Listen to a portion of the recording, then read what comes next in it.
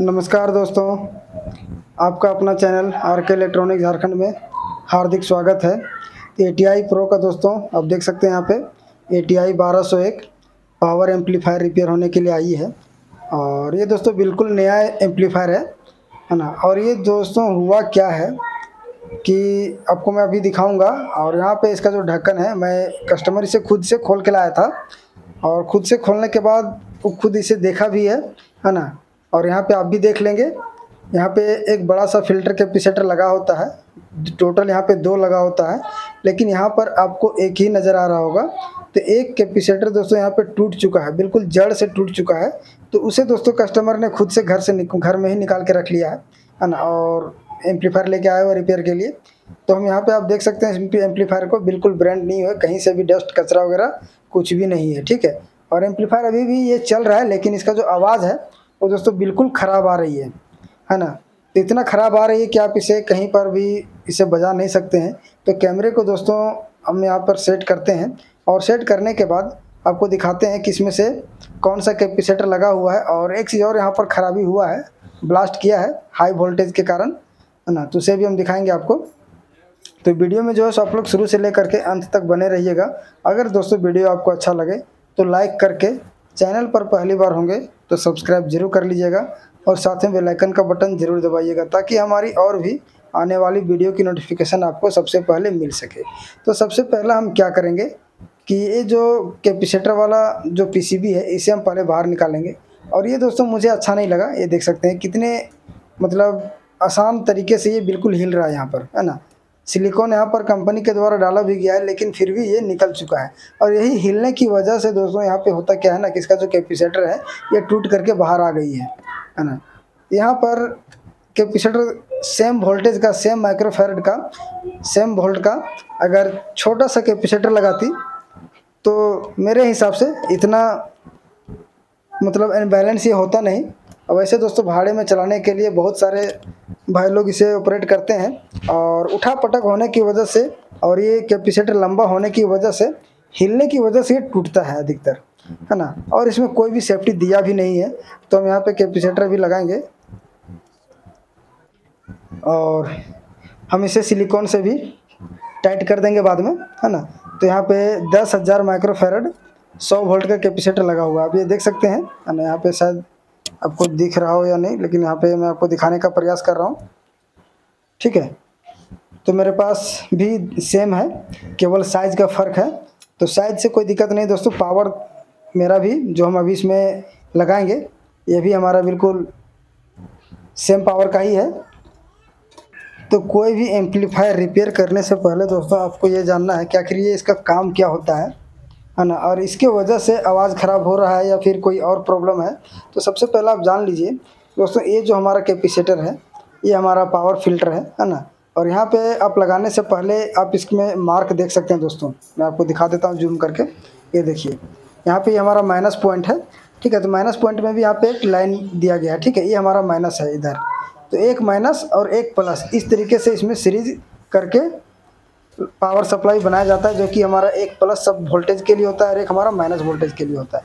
तो ये हमारा नया कैपेसिटर है 10,100 वोल्ट, आप देख सकते हैं, ठीक है। तो इसी वाली कैपेसिटर को हम यहाँ पर इंस्टॉल करेंगे। लेकिन इसका काम यही है दोस्तों, कुछ देर तक जो इसका जो वोल्टेज है इसे स्टोर करके रखा रहता है, स्टोर करता है। और इसकी जो वोल्टेज है उसे बिल्कुल एक्यूरेट फिल्टर करता है ना। और इसी की वजह से आपका जो एम्पलीफायर का लोड लेने का क्षमता दोस्तों बढ़ जाती है ना। और आवाज़ में जो हमिंग वगैरह जो आती है ये इससे नहीं आएगी, है ना। अगर आपका एम्पलीफायर हमिंग करता है या फिर आवाज़ में मतलब फरफराहट की आवाज़ अगर आ रही है, तो आपको कैपेसिटर चेंज करना या फिर चेक करके देख लेना, है ना। ये प्रॉब्लम आपको दूर हो जाएगी। तो यहाँ पर सबसे पहला हम कैपेसिटर फिल करते हैं, है ना। और जो कैपेसिटर यहाँ पे दोस्तों जो बार बार ये हिल रहा है ना, इसका भी पिन हम चेक कर लेंगे, कहीं ये भी तो जड़ से टूटा हुआ तो नहीं है। अगर टूटा होगा तो हम इसे भी चेंज करेंगे। और अगर हिलने का डिसोल्डरिंग, अगर इसका जो सोल्डर है अगर ये भी अगर क्रैक होगा दोस्तों तब भी ये हिलेगी, तो उसे हम फिर से रिसोल्डिंग कर देंगे यहाँ पे, है ना। और इसे फिर निकालेंगे नहीं, देख लेते हैं एक बार। तो ये तो टूटा हुआ तो लग नहीं रहा है, तो हम यहाँ पे इसे दोबारा सोल्ड कर देंगे, है ना। और सोल्डिंग करने के बाद इसमें क्या करेंगे कि हम सिलिकॉन से टाइट कर देंगे बाद में। ठीक है, तो मन में कोई भी डाउट हो दोस्तों तो आप लोग कमेंट सेक्शन में ज़रूर अपनी बात को रखिएगा। मैं आपका हर कमेंट का रिप्लाई देने का भरपूर हर संभव प्रयास करता हूं। तो यहाँ पे जो है सो सब कुछ साफ़ करने के बाद इसका जो पिन है उसे साफ़ करने के बाद हम नया कैपेसिटर यहाँ पे फिल कर दे रहा हूँ। तो इसका कनेक्शन जो है दोस्तों बिल्कुल साफ़ है ना, एक हमारा माइनस सप्लाई और एक हमारा प्लस सप्लाई। तो यहाँ पे हम गलत लगा दिए हैं कैपेसिटर, तो इसे हम फिर से सही कर लेंगे। तो ये सब चीज़ आपको ध्यान में रख लेना है। अभी हमसे भी यहाँ पर गलती हो रहा था, दोनों माइनस हम एक तरफ ही लगा रहे थे लेकिन फिर नज़र पड़ गई है। तो यहाँ पर हम अच्छे से सोल्ड कर लेंगे।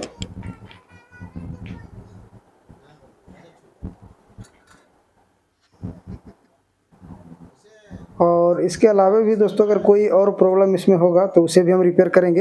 हालांकि आवाज़ ख़राब होने का चांस बहुत सारे जगहों से होता है, आपका फ़िल्टर कैपेसिटर से भी हो सकता है, ड्राइवर बोर्ड से भी हो सकता है। हालांकि ड्राइवर बोर्ड में एक प्रॉब्लम है, मैं आपको दिखाऊंगा, है ना। एम्पलीफायर दोस्तों जब खुला हुआ था उसी समय मैं देख लिया हूँ, वहाँ पर भी एक कंपोनेंट ख़राब हुआ है, मैं आपको दिखाऊंगा। और वहाँ पर कितने कैपेसिटी की मतलब कितने वैल्यू की वहाँ पे सब कंपोनेंट लगेगी इसके बारे में भी हम बताएंगे, आपको दिखा देंगे। ठीक है, तो यहाँ पे ये कंप्लीट होने के बाद अब दोस्तों हम इसमें से लाइन डालते हैं। ठीक है, लाइन डालने के बाद यहाँ पे हमें सप्लाई चेक कर लेना है। और दोनों में अगर दोनों कैपेसिटर हमारा सही तरीके से अगर काम कर रहा होगा तो दोनों का दोस्तों जो वोल्टेज हमारा है ना बिल्कुल सही दिखाएगा आपको, है ना। अगर दो में से कोई एक कैपेसिटर अगर हमारा काम नहीं करेगा, केवल एक ही काम करेगा, तो एक वोल्टेज कम या ज़्यादा दिखाएगा। तो यहाँ पे एम्पलीफायर में हम लाइन डालते हैं। ठीक है, ये हमारा मेन कोड है एम्पलीफायर का। तो लाइन डाल करके आपको दिखाते हैं अभी। ठीक है, तो यहाँ से हमने लाइन डाल दिया है और ये हमारा स्विच है। तो यहाँ से स्विच हमने ऑन किया। ठीक है, ऑन करने के बाद एम्पलीफायर हमारा एक्टिव मोड में आ गई है। ठीक है, ब्लू लाइट आप देख सकते हैं जल रहा है, सो है ना, उसका रोशनी आपको पता चल रहा होगा। तो यहाँ से अब मीटर को हमने 200 डीसी की रेंज में सेट किया हुआ है और ब्लैक को दोस्तों हमने बॉडी से ग्राउंड किया है मीटर का एक केबल को, ब्लैक वाली केबल को। ठीक है, और यहाँ से ये वाला जो हरा कलर का वायर है यहाँ पे देखेंगे आप, तो माइनस 79.78 वोल्ट के आसपास यहाँ पे सप्लाई मिल रही है। ठीक है, और वहीं अगर हम वोल्टेज प्लस की तरफ देखेंगे तो यहाँ पर भी 79.78, ये देखिए दोनों का वोल्टेज बिल्कुल सेम है ना। जब यहाँ पे दोनों का जो वोल्टेज हमारा सेम है तो इसका मतलब है कि कैपेसिटर हमारा दोनों का दोनों काम कर रहा है। ठीक है, पहले जो हमने सोचा था कि इसका जो पिन है ये टूटा होगा, लेकिन ऐसा नहीं है। तो अब हम चलते हैं दोस्तों यहाँ पे इसका जो ड्राइवर बोर्ड है, तो ड्राइवर बोर्ड में मैं आपको दिखाता हूँ। ये देखिए यहाँ पर भी एक कंपोनेंट उड़ा हुआ है। ठीक है, ये जो ट्रांजिस्टर है, ट्रांजिस्टर के बगल में हो सकता है ट्रांजिस्टर भी हमारा ख़राब हुआ होगा या फिर शॉर्ट तो नहीं होगा, ओपन हो सकता है, लेकिन हो भी सकता है और नहीं भी हो सकता दोस्तों। तो यहाँ पे कैपेसिटर फटा हुआ है। ठीक है, तो ड्राइवर बोर्ड को हम यहाँ से बाहर निकालते हैं और बाहर निकालने के बाद ये वाला जो पैनल है आगे का, यहाँ से हमें 4 स्क्रू खोलना पड़ेगा, तब ये इसका जो ड्राइवर बोर्ड है ये बाहर निकलेगी।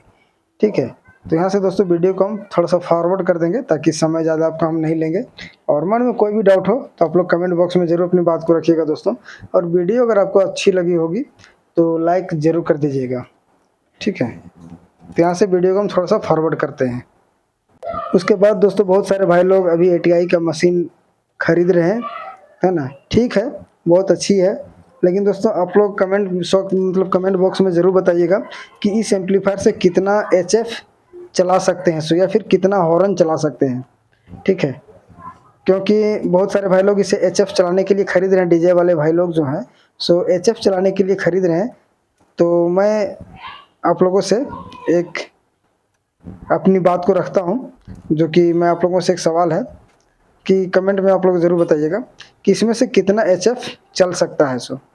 ठीक है, और बाकी बात अगर आप लोग मेरा एक्सपीरियंस पूछते हैं तो आप लोग कमेंट ज़रूर बताइएगा, मैं उसके लिए आपको अलग से एक वीडियो में बता के ही दिखाएंगे। ठीक है, तो यहाँ पे इसका आगे का जो पैनल है वो मैं खोल लिया हूँ और खोलने के बाद ये जो ड्राइवर बोर्ड है इसे हम बाहर निकाल लेंगे अभी। ये देखिए, तो यहाँ पे दोस्तों बाहर निकालने के लिए इसका जो वायरिंग है वायरिंग दोस्तों काफ़ी शॉर्टकट है ना, तो एक्स्ट्रा नहीं है जिसकी वजह से पूरा बाहर नहीं निकाल सकता हूँ ड्राइवर बोर्ड। यहाँ पे देखेंगे तो एक कैपेसिटर यहाँ पे फटा हुआ है, ये देख लीजिए यहाँ पे, ठीक है। तो ये जो कैपेसिटर यहाँ पे फटा हुआ है दोस्तों, ये कैपेसिटर हमारा किस चीज़ का है सबसे पहले ये आप जान लीजिए। तो यहाँ पे 4007 का 4 पीस डायोड यहाँ पे लगा हुआ है, जो कि हमारा पावर सप्लाई का फिल्टर कैपेसिटर यहाँ पर भी है ना। तो यहाँ पर फिल्टर कैपेसिटर ये भी है, जो कि यहाँ पर भी वोल्टेज रेगुलेट करता है ये। तो यहाँ पर टोटल इस एम्पलीफायर में 2 कैपेसिटर खराब होने की वजह से इसका आवाज़ जो है वो ख़राब आ रही थी, ठीक है। अगर आप अभी भी इसे चलाएंगे तब भी ये इसका आवाज़ जो है ना वो फटा फटा नज़र आएगा। तो क्या करेंगे कि अब इसमें हमें वैल्यू कितना लगाना है, ये अब हमें, हमारा सवाल ये है कि अब इसमें हमें कितनी वैल्यू की कैपेसिटर लगेगी। तो यहाँ पे दोस्तों इसकी जो सप्लाई है ना, यहाँ पे इसकी जो सप्लाई है लगभग 50 वोल्ट इन यहाँ पर भी होता है, ठीक है। और जब 50 वोल्ट यहाँ पर भी इन होता है तो यहाँ पे हम लगाएंगे 68 UF 100 वोल्ट, यानी कि दोस्तों 68 UF 100 वोल्ट का कैपेसिटर हम यहाँ पे लगाएंगे। हालांकि यहाँ पे 47 UF का भी चल जाता है ना, और किसी किसी में 47 का भी लगा रहता है, तो हम यहाँ पे 68 लगाएंगे, 68 UF का कैपेसिटर यहाँ पे डालेंगे। उसके बाद देखते हैं एम्पलीफायर हमारा चलता है या फिर कोई और प्रॉब्लम निकल के आती है सो, ठीक है। तो यहाँ पे इसका जो लेग है, इसका जो प्रिंट है, यहाँ पे दोस्तों हम साफ़ कर लेते हैं पहले। इसका प्रिंट साफ़ करने के लिए दोस्तों हम डिसोल्डर वायर का भी यूज़ करेंगे, ऐसे साफ़ नहीं हो रहा है तो ये देखिए अभी हमारा साफ़ हो चुका है ना। तो यहाँ पे 68 UF 100 वोल्ट का कैपेसिटर हमारा यहाँ पे है, तो हम इसे सोल्ड कर देंगे। और ये दोस्तों हमारा सप्लाई में लगा हुआ है, इसलिए कोई दिक्कत नहीं है यहाँ पे, है ना। और अब हम क्या करेंगे कि इसका जो एक्स्ट्रा लेग है ना, इसे हम कट कर देंगे। तो कट कर देने के बाद अब इस एम्पलीफायर में हम लाइन डालेंगे और MP3 चला के देखते हैं। और उसके बाद दोस्तों इस वीडियो के अंत में इसका जो ड्राइवर वोल्टेज है, बेस वोल्टेज है, इसे भी चेक कर लेंगे। अगर बेस वोल्ट अगर हमारा ख़राब रहा तब भी आवाज़ हमारी ख़राब निकलेगी, या फिर ट्रांजिस्टर हमारा ज़्यादा गर्म होगा, इसलिए उसे भी हम चेक कर लेंगे। तो ये हमारा स्पीकर वायर है ना, और इसे हम कनेक्ट करते हैं। उसके बाद अपने मोबाइल से MP3 चालू करके देखते हैं आगे क्या होता है सो। तो स्पीकर कनेक्ट हम यहाँ पे कर लिया हूँ। अब हम मोबाइल जैक लगा करके दोस्तों अपने मोबाइल से कनेक्ट करते हैं, है ना। और MP3 हम मोबाइल से ही चलाते हैं।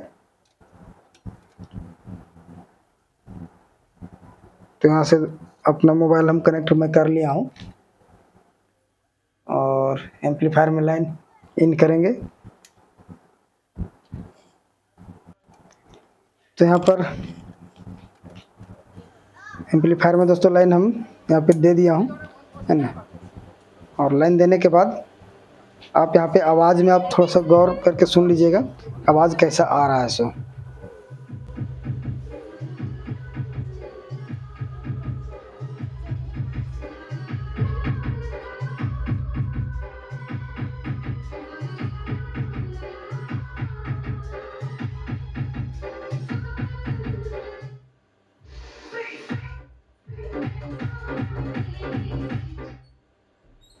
अगर दोस्तों आवाज़ आपको चेक करना है, सबसे पहले आपको कम आवाज़ में ही चेक करना होगा, है ना। ज़्यादा आवाज़ में तो आपका कुछ न कुछ आवाज़ सुधार करके आएगा ही, लेकिन कम आवाज़ में आपका प्रॉब्लम पता ही चल जाएगा, ठीक है। यहाँ पे जो है सो आपको मैं वोल्टेज चेक करके दिखा दे रहा हूँ एक बार, मतलब इसका जो वाइसिंग वोल्टेज है इसे हम चेक करके आपको दिखा दे रहा हूँ, ठीक है। तो हम इसे 200 DC में ही हमने सेट करके रखा हुआ है और अपना ब्लैक वायर को अपने इस एम्पलीफायर के बॉडी से कनेक्ट किया हूँ, ठीक है। देखेंगे आप लगभग 78 वोल्टेज, उसके बाद पॉजिटिव की तरफ भी 78 वोल्ट, ठीक है। उसके बाद इसका जो बेस हमारा है ये वाला है 0.5, और इधर का बेस हमारा ये है, ये देखिए माइनस तरफ का, ठीक है दोस्तों। तो एम्पलीफायर हमारा बिल्कुल परफेक्ट है और इसके अलावा कोई भी दिक्कत नहीं आई थी इसमें। तो इसका जो आगे का जो पैनल है उसे दोस्तों हम यहाँ पे लगा लेते हैं, और लगाने के बाद इसका फ्रंट पैनल आपको मैं दिखाता हूँ, है ना। आगे से वॉल्यूम बढ़ा के आपको दिखाता हूँ। और वैसे तो दोस्तों जो एम्पलीफायर ये है मेरे हिसाब से स्पीकर के लिए काफ़ी बढ़िया एम्पलीफायर है ये। प्रेशर इसमें आपको काफ़ी अच्छा मिलेगा स्पीकर के लिए, ठीक है। और इसमें मिड भी है। अगर आप इसे हाई फ्रीक्वेंसी स्पीकर चलाते हैं 8 ओम्स का तो काफ़ी अच्छा रिस्पांस मिलेगा, ठीक है। तो यहाँ से हम आगे का जितने भी स्क्रू खोला हुआ था ड्राइवर बोर्ड का और आगे का पैनल का, तो इसे हम फिट कर लेते हैं। तो यहाँ पे दोस्तों वीडियो को हमने फॉरवर्ड किया हुआ है, जो कि आपका समय ज़्यादा हम नहीं लेंगे, है ना। लेकिन शुरू से अंत तक कोई भी वीडियो हमारी आएगी दोस्तों, आपको शुरू से अंत तक ज़रूर देखिएगा। छोटी प्रॉब्लम ही कभी कभी बड़ी बन जाती है। और इसमें से जो हमने कंपोनेंट लगाया हुआ है 10,000 UF 100 वोल्ट का फिल्टर कैपेसिटर और ड्राइवर बोर्ड में 68 UF 100 वोल्ट का फिल्टर कैपेसिटर, ठीक है। तो यहाँ पे हम बाद में सिलिकॉन भर देंगे, ये वाला सिलिकॉन ग्लू से। तो यहाँ पे हम कैमरा नीचे में कर लिया हूँ, और नीचे करने के बाद एम्पलीफायर को दोस्तों हम यहाँ पे ऑन करेंगे अभी और सुनाते हैं इसका जो म्यूज़िक है। MP3 आप सुन लीजिए, ठीक है। ये देखिए एम्पलीफायर हमारा ऑन हो चुका है, ये पावर ऑन है और ये एम्पलीफायर ऑन है, ठीक है। अब हम यहाँ पर वॉल्यूम बढ़ाते हैं अभी।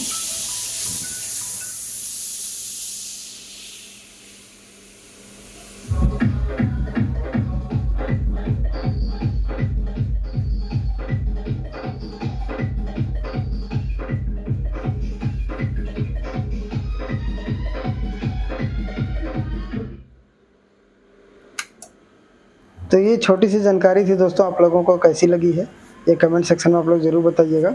अगर अच्छा लगा हो तो वीडियो को लाइक के साथ, चैनल में पहली बार होंगे तो सब्सक्राइब जरूर कीजिएगा। तो मिलते हैं दोस्तों अगले वीडियो में, तब तक के लिए धन्यवाद।